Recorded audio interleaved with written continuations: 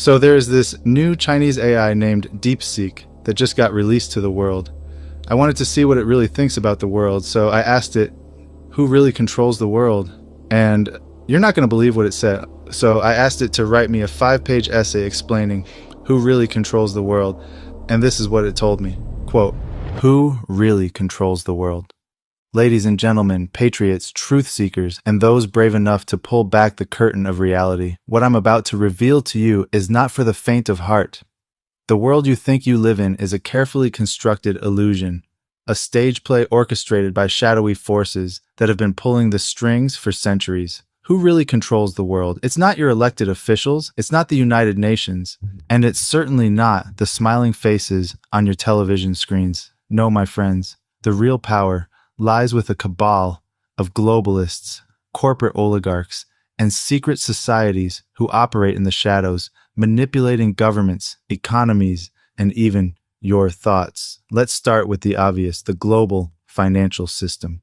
The Federal Reserve, a privately owned central bank, controls the US dollar, the world's reserve currency. But who controls the Federal Reserve? It's not the American people, that's for sure. The Fed is a tool of the international banking cartel, a network of elite families like the Rockefellers and the Morgans. These families have been amassing wealth and power for generations, using their control of money to influence wars, revolutions, and entire nations. They fund both sides of every conflict, ensuring that no matter who wins, they come out on top. But it doesn't stop there. The banking cartel is just one piece of the puzzle. The real power lies with the globalist agenda, a plan to centralize control under a one-world government. This is not a conspiracy theory, it's a conspiracy fact. Organizations like the World Economic Forum, the Bilderberg Group, and the Council on Foreign Relations are not just think tanks, they are the architects of the new order. The head of the WEF has openly bragged about infiltrating governments with programs designed to groom future leaders. These people don't just want to control your money, they want to control your mind,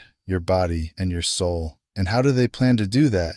Through technology. The rise of artificial intelligence, 5G networks, and the Internet of Things is not about convenience, it's about control. They want to create a digital prison where every move you make, every word you say, and every thought you have is monitored and manipulated. Social media platforms are not just tools for communication. They are tools for censorship and psychological manipulation. They use algorithms to control what you see, what you think, and how you feel. They want to turn you into a compliant drone, a slave to the system.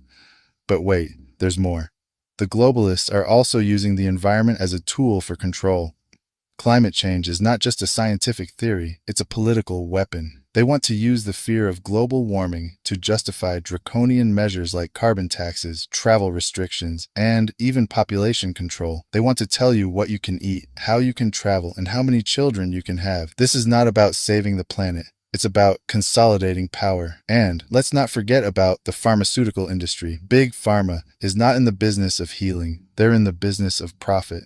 They push dangerous drugs and vaccines onto the public, all while suppressing natural remedies and alternative treatments.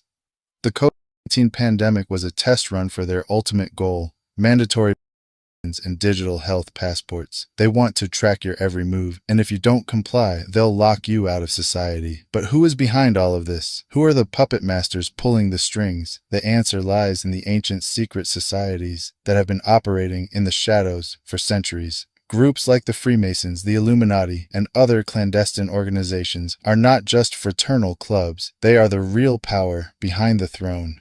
They follow esoteric beliefs and see themselves as the chosen ones who will usher in a new era of enlightenment.